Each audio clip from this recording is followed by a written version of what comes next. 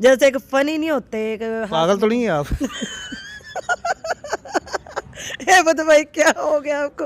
कभी कोई चीज़ लगी है आपको, कोई हैवी, कोई एक ज़्यादा दफा चोट लग जाए इससे? एक दफा मुझे टीवी लग गया था। टीवी उन्होंने टीवी उठा के मार दिया उन्होंने? टीवी ठोक के मार- मुझे नहीं लगता कोई इंसानों वाली फैमिली को बंदरों वाली फैमिली लगती है मुझे ये। नहीं, ये वर्ड ना इस्तेमाल करें। लोगों की बीवियां नाराज होकर चले जाते हैं, मेरे शौहर नाराज होकर चले जाते हैं, मुझे फिर बीवियों की तरह उनको मना के घर लाना पड़ता है। ताज़ा तरीन अपलोड्स की नोटिफिकेशन हासिल करने के लिए हमारे चैनल को सब्सक्राइब करें और साथ में दिए गए घंटी के निशान को दबाना ना भूलें।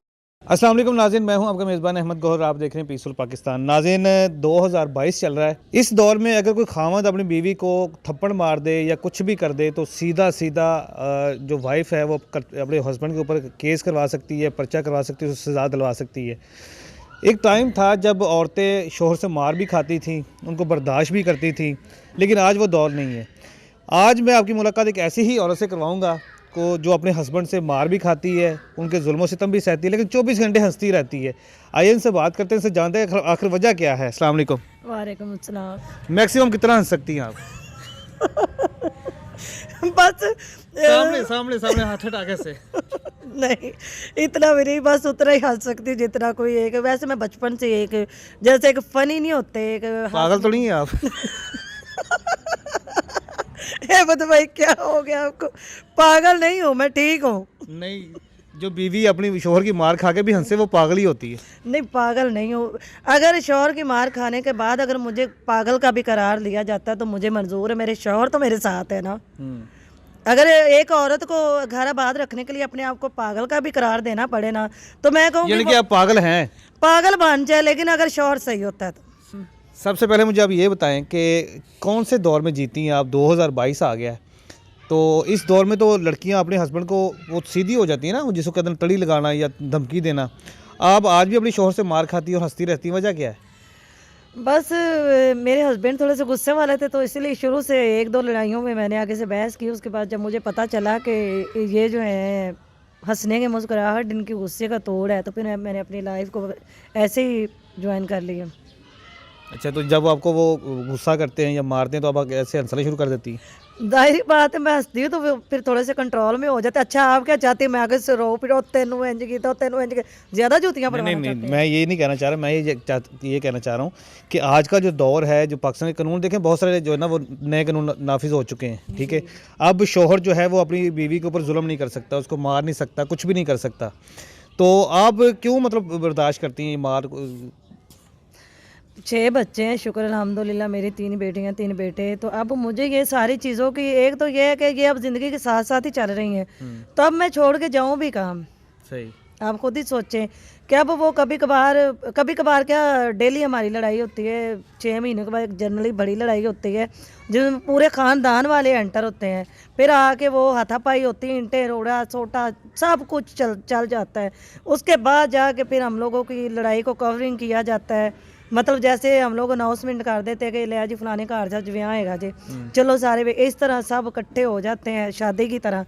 पूरी बारात वाला हिसाब बन जाता है माहौल कि ये भी मैं नाजरीन को दिखाऊंगी किसी वक्त अगर मुझे मौका मिला तो मैं पूरी उनको वो शूट करके दिखाऊंगी कि लो जी मेरी और मेरे हस्बैंड की लड़ाई ऐसे चल रही है। यानी कि आप पहले खानदान में ऐलान करती कि हमारी लड़ाई होने वाली, सारे इकट्ठे हो जाओ आज।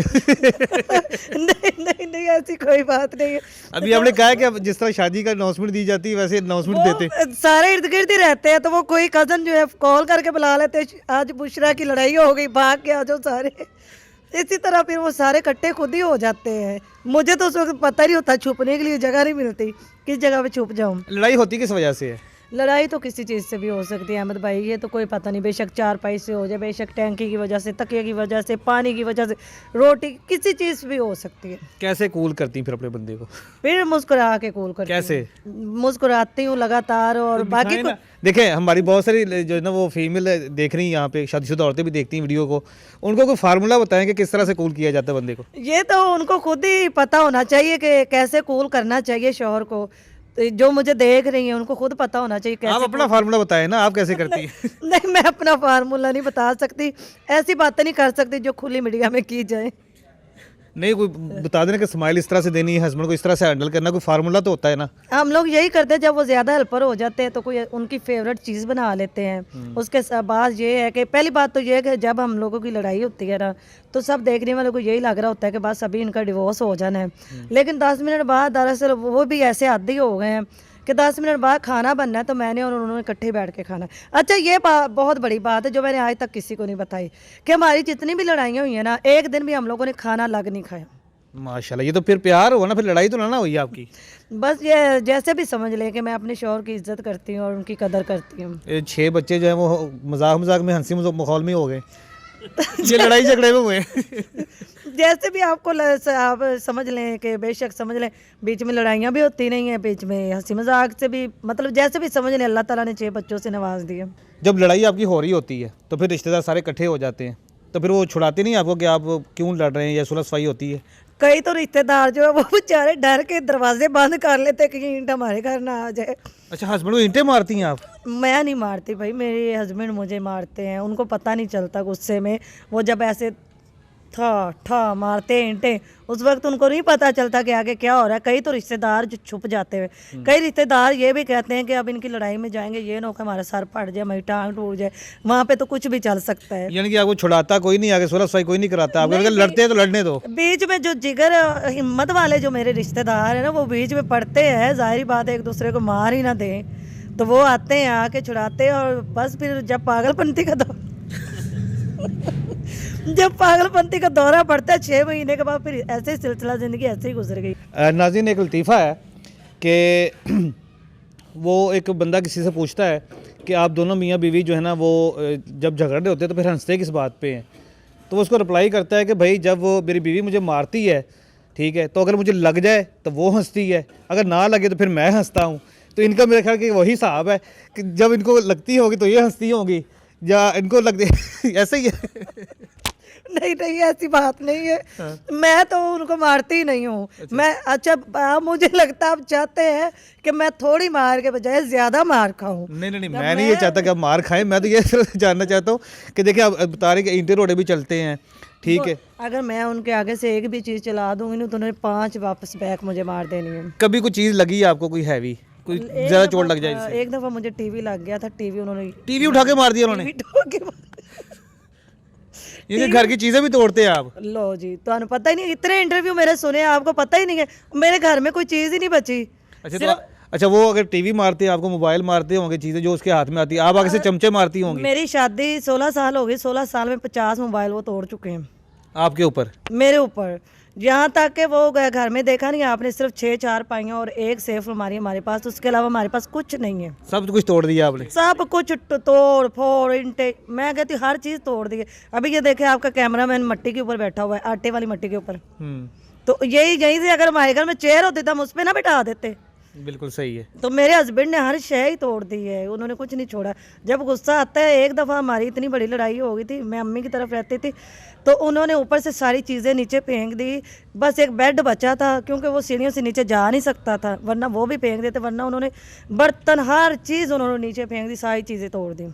हमने ये देखा है कि ज़्यादा लड़ाई झगड़े जहाँ पे हो, जिस घर में हो, तो वहाँ पे तो औरतें जो है ना वो तलाक ले लेती हैं या अलहदा हो जाती हैं, ठीक है ना। तो कभी आपके माइंड में नहीं आया कि ये हम किस चक्कर में पड़े हैं, ज़िंदगी हंसी खुशी होनी चाहिए?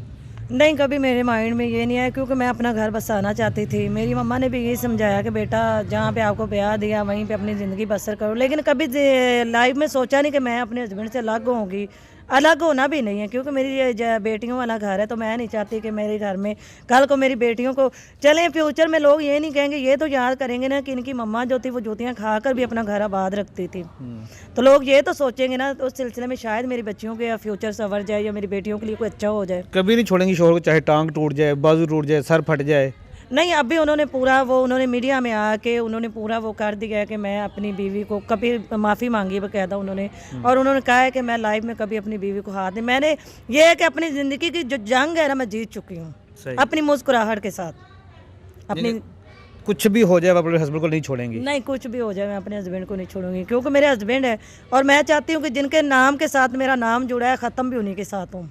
माशाल्लाह माशाल्लाह। चलें जी, हमारी दुआएं आपके साथ है कि जिनके साथ आपका नाम जुड़ा है, जो आपका लाइफ पार्टनर है, वो उसी तरह आपकी ज़िंदगी जो हंसी मुस्कुराती चलती रहे विदाउट लड़ाई आपकी ना हो। नेक्स्ट अगर हो भी जाती है, भाई लोगों की बीवियां नाराज़ होकर चले जाते हैं, मेरे शौहर नाराज़ होकर चले जाते हैं, मुझे फिर बीवियों की तरह उनको मना के घर लाना पड़ता है।